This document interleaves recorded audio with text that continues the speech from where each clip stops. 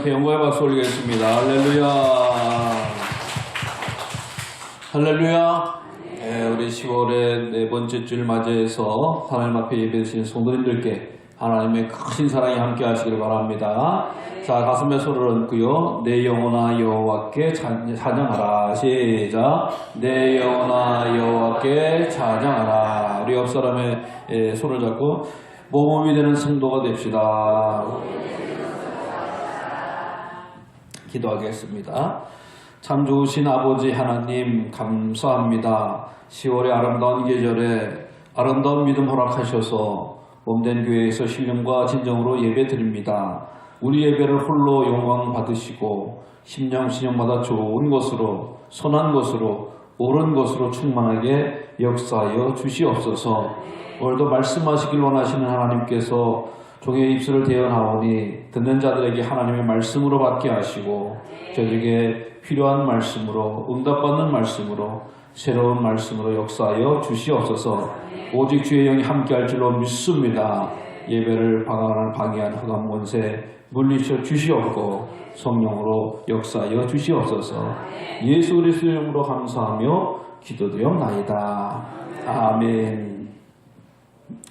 사도 바울은 1차, 2차, 3차 전도 여행을 하면서 가는 곳곳마다 믿음의 공동체, 즉 교회를 세우게 됩니다. 그래서 그 교회가 어떠한 모양으로 세워졌는지 다 그 교회의 사연을 가지고 있어요. 우리 강화에도 특별히 감리교회가 이렇게 적은 지역 안에 정말 120여 개의 교회가 있다 보니까 각 교회마다 탄생의 스토리를 아마 옆에 교회에서도 너무나 잘 알죠. 도시교회 같으면 옆에 교회가 어떻게 생기는지, 바로 집 앞에 교회가 생겼네라고 해도 어떤 이유인지 잘 알 수가 없습니다만은 우리 강화 지역을 통해서 보면 우리 신광교회는 어떻게 해서 출발을 한 거고 또 옆에 있는 교회들은 어떻게 출발을 한 거다라고 하는 것을 다 알고 되어지고 그 교회마다 그 내력이라든가 혹은 또 좋은 소식이라든가 또 행여 안 좋은 소식도 서로 주거니 받거니 하면서 다 알게 됩니다. 오늘 바울이 전도 여행을 하면서 두 번째 전도 여행을 하면서 하나님의 은혜 가운데서 마게도냐 지방으로 전도 여행을 해요. 마게도냐 지방이라고 하면은 사도 바울이 출발한 안디옥에서 오른쪽으로 가면 아시아고 왼쪽으로 가면 유럽인데 유럽의 첫 도성으로 들어오게 되는데 그 첫 도성은 유럽에서 첫 도성은 빌립보였습니다. 빌립보에는 아주 귀한 은혜와 역사가 있었는데 빌립보에서 사도 바울이 감옥에 갇히게 됐죠. 감옥에 갇혔을 때에 아이고 내가 왜 주의 복음 전하는데 이렇게 감옥에 갇혀 원망하고 한탄한 게 아니라 그것을 실로와 함께 오늘 실로아노라고 하죠. 바울과 실라라고 하죠. 실라와 함께 기도하고 찬송을 했다. 기도하고 찬송할 때 하나님이 역사하셔서 옥문이 열려지고 많은 사람들이 풀려나는 그런 일들이 있었는데 이때 간수가 야 내가 이거 감옥을 제대로 못 지켰으니까 내가 이거 이제 그 감옥에 있는 죄수 대신 핏값을 해야 된다고 자결을 하려고 했던 그 순간에 바울이 아니다 우리가 여기 있다라고 이야기했습니다. 자결하지 말라라고 이야기해요. 죽지 말라. 그래서 어떻게 구원을 얻겠습니까? 그러니까 너와 네 집이 주 예수를 믿으라. 그리하면 구원을 얻으리라 라고 하는 말씀을 간수가 받고 간수가 바울과 실라를 자기 집으로 데리고 가서 온 가족과 함께 예수님을 영접하는 그런 역사가 나타납니다. 이게 이제 빌립보에서 있었던 큰 사건 가운데 하나고요. 두 번째는 그 루디아의 가정, 하나님의 그 일을 잘 감당했던 공경했던 자주장사 루디안의 가정이 또 그곳에 있었다. 그래서 힘들게 어렵게 일을 하지만 하나님을 충성스럽게 섬기는 사람이 있습니다. 바로 이 빌립보고요. 세 번째로는 이 귀신 들려서 점치는 종이 귀신 들려서 점치는 종을 사도 바울이 예수의 이름으로 물리쳐 줬거든요. 그렇지만 그 물리쳐 준 것에 대해서 감사하기보다는 그 사람 때문에 여종이 귀신 들려서 점쳐주다 보니까 수입 챙기던 종이 화가 나가지고 사도 바울을 모욕했던. 그렇지만 이 귀신 들린 그 여주인은 아주 회복되는 그런 일들이 있었던 것이 바로 빌립보의 사건이 되어집니다. 그러나 이 빌립보 교회를 떠나서 다음에 도착한 곳이 바로 이 데살로니가다라고 하는 거예요. 데살로니가. 데살로니가라고 하는 것은 지역의 도시의 이름이죠. 그래서 이 데살로니가라고 하는 것은 이 그리스도를 보면 북부를 마게도냐라고 이야기하고요. 남부를 아가야 지방이라고 이야기해요. 그래서 북부를 마게도냐 지방의 아테네가 그 중심이 되어지고 밑에 아가야 지방의 중심은 바로 이 데살로니가가 되어진다. 자, 데살로니가라고 하면은 그 당시에 수도가 되어집니다만은 아시아로 가는 큰 배가 닿는 곳이다. 배가 닿는 곳. 그러니까 많은 사람이 오고 가는 상업의, 교통의, 또 행정의 중심지가 바로 데살로니가 지역이었다라는 거예요. 지금 우리나라는 인천공항 하면 인천공항에 가보시면 별의별 사람을 다 볼 수가 있죠. 인천공항에 한번 시간 나시면 가서 앉아 계셔보세요. 한 시간 동안 앉아 계시면 세계 모든 사람, 세계에 진짜 전 세계에 있는 사람들을 내가 돈 한 푼 안 들이고 거기 앉아서 구경할 수 있잖아. 그런 건 중심이 되는 거니까. 엄청나게 많은 사람들이 왔다 갔다 하니까. 데살로니가라고 하는 곳이 엄청나게 이렇게 많은 사람들이 오고 가는 이런 일이 있었다라고 하는 거야. 자, 그런데 그러다 보니까 그 데살로니가 지역에 유대인들, 디아스포라 유대인이죠. 흩어진 유대인이라고 말씀드렸죠. 이 유대인들이 거기서 많이 모여 있었어요. 왜? 사람들이 많이 오고 가는 데니까 유대인들도 거기 당연히 많이 있고 큰 도시가 되다 보니까 있었죠. 유대인들이 많이 있었다 보니까 유대인들이 모이는 장소가 있는 거예요. 평일날은 다 자기 생업을 따라서 밥 벌어먹고 살다가 안식일이 되면 어디? 회당에 모이기 시작을 했습니다. 회당에 모여서 주의 말씀도 나누기도 하고 율법도 나누기도 하고 또 안부도 전하기도 하면서 또 자녀들에게 하나님의 율법을 가르치기도 하면서 회당의 생활을 하는데 여기 바울이 가게 된 거예요. 바울은 유대인이잖아요. 유대인이 가서 데살로니가 지역에 약 3주일 동안 머무르게 됩니다. 3주 동안 있으면서 복음을 증거하게 되어지는 거예요. 주 예수님에 대해서, 주 예수님의 십자가에 대해서, 메시아에 대해서, 십자가의 죽음과 부활에 대해서 사도 바울이 복음을 전하게 되는 거예요. 근데 복음을 전하니까 놀라운 일이 벌어지게 됩니다. 어떤 일이 벌어지냐? 그 유대인 가운데서는 믿는 사람이 당연히 생기지만 그 지역에 믿지 않았던 이방인 헬라 이 사람들이 이방인들이 개종을 하기 시작했다라고 하는 거예요. 바울의 전한 말씀, 복음을 전할 때에 큰 역사가 나타나는 이방인들이 유대인이라고 하면 우리가 같이 유대인이니까 라고 이야기할 수 있는데 헬라 사람들인데도 불구하고 그 복음을 듣고 들어오고 또 어떤 일이 벌어졌냐? 귀 부인들도 예수님을 믿는 이런 일들이 벌어졌다라고 하는 거예요. 그러니까 이 복음을 증거하는데 큰 역사가 나타나기 시작했는가? 바로 이 데살로니가의 그런 사건이었다라고 하는 거예요. 그래서 3주 동안 바울의 복음을 전하면서 이제 또 이 복음을 전하고 하다 보니까 어떤 일이 벌어지냐라고 하는 것을 보니까 바울을 시기하던 유대인들이 데살로니가에서 바울을 이 성을 요동케 하는 자다라고 해서 죽이려고 하고 소동을 부르고 그래서 바울이 데살로니가를 떠나서 베레아로 이동하게 됩니다. 그래서 베레아로 이동하고 쭉 하면서 다시금 이 데살로니가 소식을 듣게 되면서 바울이 데살로니가 전서를 쓰게 된 거예요. 데살로니가 전서를 쓰게 되는데 바울이 데살로니가를 전서를 쓰면서 그 마음이 어땠냐? 너무 행복했어요. 너무 좋았어요. 왜 그래요? 바로 데살로니가 교회가 모범이 되는 교회였기 때문이다. 사랑하는 성도 여러분, 우리 교회도 모범이 되기를 간절히 주의 이름으로 축원합니다. 정말 저는 우리 교회가 모범이 되는 교회가 되기를 간절히 소망합니다. 찬학교는 어떻게 하면 좋은 교회가 될까? 모범이 되는 교회가 될까? 물론 주의 능력과 은혜가 있어야 되지만 제 마음은 항상 좋은 교회로 향기 나는 교회로 우리 교회가 되게 될 텐데 그런 간절한 마음이 있었어요. 근데 만약 데살로니가 교회가 그런 교회로 소문이 났다. 데살로니가 교회 3주 동안 있었고 많은 사람이 오고 가는 그런 거였고 또 그런 이 상황 속에서 어떤 이 보범이 되어졌느냐라고 하는 것을 보니까 제일 먼저 어떤 일이 벌어졌냐라고 하는 것을 믿음의 역사가 있어졌다라고 하는 믿음의 역사가. 사랑하는 성도 여러분, 우리에게 가장 귀한 믿음, 믿음으로 하나님께서 우리와 역사하는 줄로 믿으시길 바랍니다. 예? 믿음의 역사가 있는 교회다. 사실 3주 동안 정언할 때 뭘 정언했겠어요?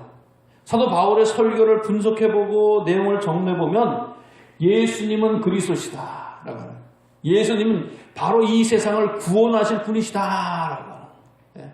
하나님께서 이 세상에 우리를 구원자로 우리에게 보내주셨다라고 하는, 예? 그래서 하나님의 귀한 일을 맡고 이 세상에 오신 분이 바로 예수님이시다라고 하는 거예요. 예? 하나님께서 유일하게 구원을 위해서, 인류 구원을 위해서 보내신 분은 예수 그리스도밖에 없는 거 아니겠습니까? 예? 그 예수님, 메시아라고 된 그 예수님이 십자가를 바로 지셨다. 십자가라고 하는 가장 무능한, 가장 비참한, 가장 안타까운 사건이기도 합니다. 그러나 그 십자가가 끝난 것이 아니라 예수님은 장사하신 지 3일 만에 부활하셨다. 부활하셨다.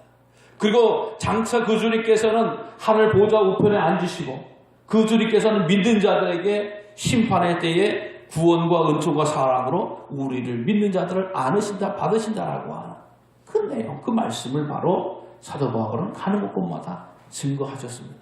생각해보세요. 사도 바울이 내가 오늘 언제 어디서 여기서 뭐 목회를 혹은 내가 전도 여행을 뭐 1년, 2년, 3년, 뭐 10년 할 거다라고 생각하지 않았어요.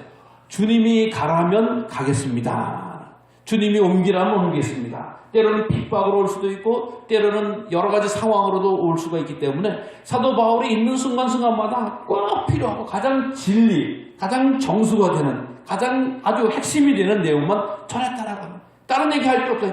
예수님만. 예. 그 내용을 몇 년 동안 하는 것도 아니라 3개월밖에 안 했습니다. 물론 사도 바울이 하면서 두란노에서 3년간 사역한 적도 있지만 3주 동안만 이 복음을 증거하는데도 믿음의 역사가 바로 이 데살로니가 교회에 나타났다라고 합니다. 여러분, 데살로니가 교회에 믿을 사람이 없어서, 신앙이 없어서 예수님 믿는 줄 아세요? 아니잖아요. 무슨 얘기냐? 아까도 말씀드렸죠? 수많은 사람이 오고 가는 도시예요. 경제가 번영하고 또 음탕하기도 하고 우상도 창궐했던 도시가 바로 데살로니가 교회는. 제가 아까 인천공항 말씀을 드렸죠? 인천공항에 가보세요. 자기 신앙을 따라 머리에다가 뒤집어 쓰는 사람, 콧 뚫는 사람, 귀 뚫는 사람, 별의별 사람들이 다 오고 갑니다. 그런 사람한테 예수 믿으세요. 예수님 구세주입니다. 예수님 믿어야지 구원받습니다. 예수님 십자가에 달려 들어가셨습니다. 예수님 부활하셨습니다. 이런 얘기들을 해가지고 우리가 어떻게 쉽게 막 하는 역사가 나타나겠어요? 그런데 불구하고 사도 바울은 그 예수님을 증거하니까 믿음의 역사가 나타났다고 하는, 믿음의 역사가 나타났다고 하는 것은 이전에 믿었던 것, 이전에 섬겼던 것을 버렸다라고 하는 얘기와 똑같은 겁니다. 예? 아무것도 없이 있었다가 넣어주면야 쉽긴 하죠. 그러나 이 가진 것을 버리고, 특히 아까 말씀드렸죠. 헬라 사람들이 돌아왔다. 헬라 사람들의 특징이 뭐예요? 철학적인 사람들입니다. 아주 이 머리가 차가운 사람들입니다. 논리적인 사람들입니다. 따지기 좋아하는 사람. 그럼에도 불구하고 주님의 능력에 의지해서 복음을 증거하니까 그들이 철학이 무너지고 믿음이 되어졌다라고 하는 겁니다. 사랑하는 성도 여러분, 우리도 굳센 믿음의 역사를 감당하시기를 간절히 주의 이름으로 부탁을 드립니다. 아직도 내 철학이 있다라고 하면 철학 위에 믿음을 세우시길 바랍니다. 아직도 내가 잘못 섬기는 그 뿌리가 있거든 예수의 이름으로 끊으시기를 바랍니다. 오직 예수님의 믿음의 역사를 능히 감당할 수 있는 우리 귀한 성도가 되어야 된다는 것. 여러분, 교회는 뭐니 해도 이 믿음이 최고 아니겠습니까? 예수 그리스도를 믿는 그 믿음, 그 믿음을 쫓아 행하는 일, 믿음의 역사를 세우는 거 가장 귀한 일인 줄로 믿으시길 바랍니다. 그래서 오늘 저는 우리 성도들이 나의 믿음의 분량을 좀 크게 칭찬받는 그런 성도님으로서 자리 잡기를 간절히 주의로 부탁을 드립니다.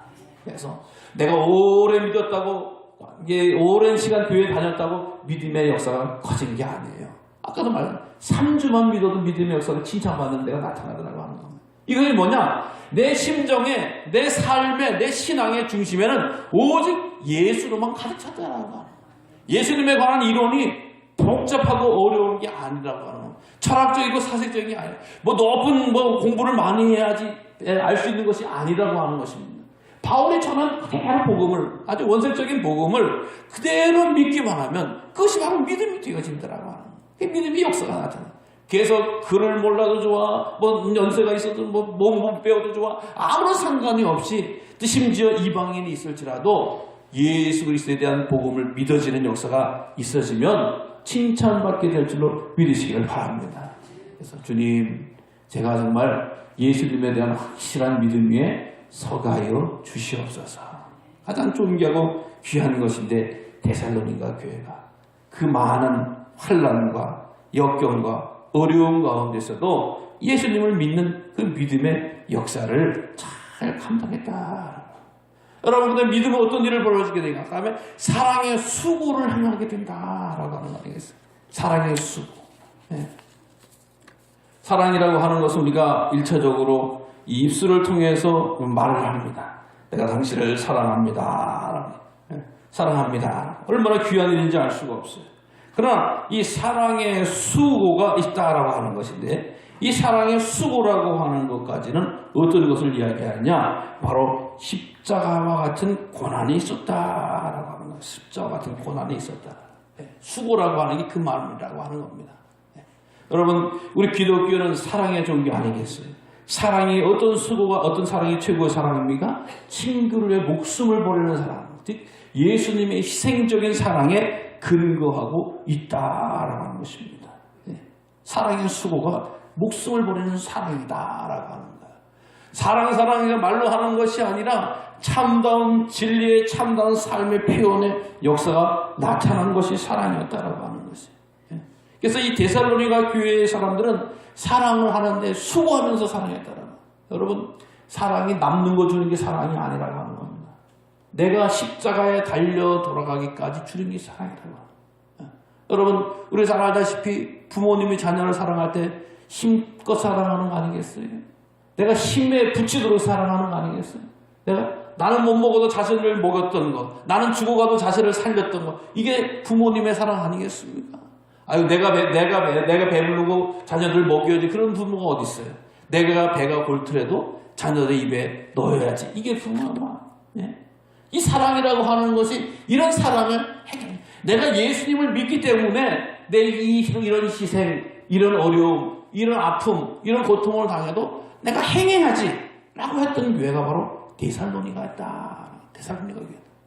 여러분, 사랑은 맨 처음에 하긴 좋아요. 그러나 점점 힘들어지면 포기하는 애들이 얼마나 많은지 알 수가 없어요. 아유, 내가 이걸 끝까지 해야 돼? 더 해봤자 별 볼 일 없을 것 같은데 라고 하면서 세상에 많은 사랑은 왜곡되거나 축소되거나 포기하는 거예요. 그런 일들이 초대교회에서도 있었다라고 하는 거예요. 소아시아 7교회를 이야기할 때 에베소 교회에 대해 말씀, 너희가 처음 사랑을 버렸다. 예수님 믿고 신앙생활 하다 보니까 뭐 남는 것도 없고 잡히는 것도 없고 뭐 좋은 소리도 못 듣고 내가 이거 계속 해야 돼? 이런 생각을 하다 보니까 그 사랑의 일을 포기하는 교회가 에베소 교회였다라고 있어요. 요한은 지적하고 있는 건 아니겠어요? 계시록에서. 여러분, 그러나 우리는 주님 오시는 그날까지 사랑의 수고에 힘쓰는 은혜가 있으시기를 바랍니다.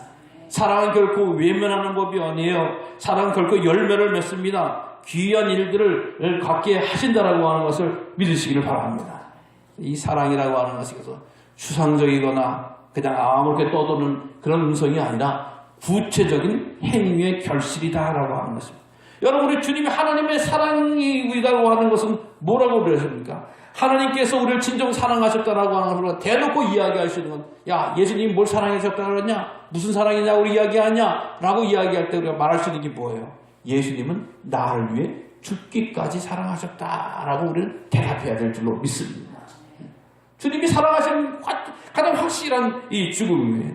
그리고 항상 가르쳐주는 건, 야, 사랑이라는 게 뭐냐? 사랑은 말과 혀로만 하는 것이 아니라 행함과 진실함으로 하는 거다라고 말씀해주고 있는 거예요. 그래서 야고보서와 같이 믿음이 행함 없는 믿음 없는 것이다라고 하는 것과 같이 사랑도 마찬가지예요. 행함과 진실함이 빠지면 사랑이 아니었는데 데살로니가 교회는 그 어려운 상황 속에서 오늘 본문에서도 보잖아요. 환난 가운데서 있는데 이 환난 가운데서 인생 살아가는데도 불구하고 사랑의 수고가 그치지 않았다라고 합니다. 우리가 신앙생활하면서 우리가 믿음의 생활하면서 기도해야 될 제목 가운데 하나가 또 그거예요. 하나님, 내 안에 사랑이 메마르지 않게 해주시옵소서. 하나님의 사랑, 주의 사랑이 내 안에서 풍성해서 무슨 일을 하든지 힘들고 어렵고 괴롭게 느끼는 것이 아니라 기쁨과 감사함으로 감당하게 하여 주시옵소서. 내 마음에 사랑이 식어가는 것을 우리는 애통해야 됩니다. 내 마음에 사랑이 식어가는 것을 우리는 경계해야 됩니다. 내 마음의 사랑이 식어가는 것을 물리쳐야 될 줄로 믿으시길 바랍니다. 그리고 또한 말씀합니다. 예수 그리스도 안에서 소망의 인내를 가지고 있었다라는 겁니다. 예수님을 믿으면서 살아가는 자 가운데서 오늘날 우리들이 잘 되는 것도 중요합니다. 그래서 우리 한국교회가 예수님을 믿으면 복 받습니다라고 해서 많이 이야기했습니다만은 사실 우리가 이 소망의 이 복에 대해서도 또 우리가 기억해야 된다라고 하는 것이에요. 하나님, 내가 지금 이 세상에 힘들고 어렵지만 장차 우리 하나님께서 믿음의 자녀들에게 귀한 소망의 은총을 허락해 주신 줄로 믿습니다. 주께서 상급을 주시는 줄로 믿습니다. 라고 하는. 또한 이 세상 살아가는 동안에 내가 어떠한 두려움과 어떠한 어려움에 잡히지 않고 끝까지 주께서 주신 이 말씀 지켜나가면서 나갈 수 있도록 은혜를 허락하여 주시옵소서. 여러분, 소망이라고 하는 것은 마치 표대와 같은 겁니다. 흔들리는 게 아니라고 하는 거예요. 꺾이는 게 아니라고 하는 거예요. 가면 갈수록 더 가까워지는 거예요. 더 뚜렷해지는 거예요. 더 확실하게 되어지는 것이 믿음의 소망인 줄로 믿으시기 바랍니다. 말씀을 들었을 때에 천국이 있는 것 같은지 없는 것 같은데 점점 생활하다 보니까 난 천국이 있는지 없는지 모르겠어. 이게 온전한 신앙 아니겠어요? 온전한 신앙이 아닙니다. 내가 신앙생활 해보느라고 그러고 내가 주변에서 믿다 보니까 역시 하나님의 말씀만 몰라. 하나님을 믿는 사람들, 하나님을 은혜를 체험하는 사람, 하나님의 말씀을 지켜나가는 사람들은 하나님께서 반드시 상을 주신다. 때로는 모욕을 당할 때도 있고 때로는 오해를 받을 때도 있고 때로는 손해볼 때도 있지만 하나님께서는 그의 영혼을 귀하게 여기시고 축복해 주시다라고 하는 소리는 믿고 그것을 바라볼 수 있는 은혜가 있으시길 바랍니다. 여러분, 내가 힘들어도 아파도 괴로워도 주의 전에 오르는 것은 뭐예요? 하나님께서 내 인생을 내 영혼을 받으시고 하나님의 나라에 장차 이뤄갈 수 있도록 하나님께서 끊임없이 기도해 주시고 인도해 주시고 역사해 주다라는 그 소망이 확실하기 때문인 줄로 믿으시길 바랍니다. 그래서 내 안에 이 작은 소망의 불꽃 계속 타오르는 은혜가 있으시길 바랍니다. 이대로 살아가다 보면 뭐 어떻게 돼서 불평도 올 수도 있고 원망도 있을 수도 있어요. 시험에 들 수도 있습니다. 그러나 그것을 이길 수 있는 유일한 것은 소망밖에 없는 줄로 믿으시기 바랍니다. 말씀의 소망을 통해서 보시기 바랍니다. 가나안 땅이 분명히 있음에도 불구하고 많은 사람들이 또 떨어진 거 아니겠어요? 광야에서 먹고 살기 힘들다, 목마르기 힘들다, 누가 도와주냐라고 하냐라고 하면서 온갖 인간적인 편의와 인간적인 요청과 인간적인 욕구에만 욕망만 찾아가다 되고 그때는 원망과 불평과 어려움밖에 없었습니다. 그러나 소망을 가진 사람은 우리 하나님께서 약속해준 젖과 꿀이 흐르는 땅이 있다라고 하는 그 말씀을 믿고 달려가는 은혜가 있었다라고 하는 것입니다. 우리 인생에서 날마다 행복하고 날마다 즐겁고 날마다 행복하고 이런 완전한 삶을 살아가는 사람이 어디 있겠습니까? 우리가 믿음의 소망을 갖고 내가 이 길 가다 보면 하나님께서 은혜를 주시리라. 하나님의 나라 이르리라. 생각해보세요. 곡식을 하나 심어도 우리가 1년을 기다려요. 물론 뭐 짧게는 며칠이 될 수도 있겠습니다만 고추를 심어도 몇 개월을 지나야 돼. 고구마를 심어도 몇 개월 돼. 쌀을 심어도 몇 개월을 지나야 돼. 과일나무를 심어도 몇 년이 지나야 돼. 자녀 같은 경우는 낳아서 키우고 몇십 년을 지나야지 자녀가 겨우 사람 노릇하는 것을 보는 거 아니겠습니까? 하나님 나라에 대한 것도 그것을 보지 못하면 소망이 없어질 수밖에 없더라고요. 그래서 하나님, 내게 하나님의 완전하심과 하나님의 행하심과 하나님의 거룩하심을 볼 수 있는 그 믿음의 역사를 허락하여 주시옵소서. 이 소망이 있는 사람이 기도하고 소망이 있는 사람이 복음에 쫓아서 살아가는 그런 일들이 있어진다고 하는 것입니다. 그래서 저는 간절히 바랍니다. 우리 성도님들의 마음속에 이 소망의 인내가 충만하시기를 바랍니다. 소망 가지세요. 소망 가지세요. 소망을 누리면 아무 소용이 없을 거 아니겠어요? 요즘 가끔 보면 그런 거 봐요. 빚에 많이 얻었던 사람들, 연예인들 가운데서 사람들 나오잖아요. 빚 많이 져서 뭐 수십억 뭐 이렇게 큰 빚을 져서 저도 개인적으로 보면은 빚을 많이 지는 사람 가운데서 자기가 재산을 한 사람들에게 가까이 있는 사람 가운데서 그런 걸 봤어요. 자기가 돈을 감당할 수 없으니까 자기 생명을 끊음으로 말미암아 그냥 그걸 어떻게 해결해 보려고 하는 사람도 해결이 아니죠. 도피하는 사람도 있어요. 그러나 거기 있으면서도 버티고 견디고 싸워서 이기면서 하나둘씩 해결해 나가는 것을 보면 그 소망을 가지고 이것도 언젠간 끝날이 있으리라라는 소망을 가지고 달려가는 것을 보게 됩니다. 여러분 그 사람의 소망도 그럴진데 우리의 천국에 대한 소망은 어떻게 보여줍니까? 가장 어렵고 힘들 때 요한을 통해서 하나님 나라의 비밀을 하나님 보여주셨다라고 하는 거예요. 하나님 나라가 없는 게 아니라고 하는 거예요. 하나님 나라의 확실하고 생생하고 또렷하게 이 요한 사도를 통해서 하나님은 천국을 보여주셨다라고 하는 거예요. 그 천국에 대한 소망이 우리의 소망이 되기를 간절히 주의로 부탁을 드립니다. 하나님, 내가 때때로 삶이 힘들어서 천국에 대한 소망, 하나님에 대한 소망, 말씀에 대한 소망을 놓지 않게 하여 주시옵소서. 소망이 사건을 이기는 거예요. 소망이 현실을 이기는 거예요. 소망이 현실을 극복할 수 있는 능력을 허락해 주신다는 거예요. 그래서 우리들의 소망을 가지고 하나님 나라에 이를 때까지 포기하지 않는 귀한 믿음의 역사를 감당하시기를 바랍니다. 이 데살로니가 교회 환난도 있었고 주변이 아주 혼탁한 도시, 아주 불순한 도시, 음란한 도시예요. 또 많은 사람 철학과 이성주의, 세속주의가 넘치는 도시예요. 짧은 시간 동안 사도 바울의 복음만을 붙잡고 그 복음에 의지해서 사랑하고 실천하고 또 꿈을 꾸면서 환상을 가지고 달려가다 보니까 칭찬 듣는 교회가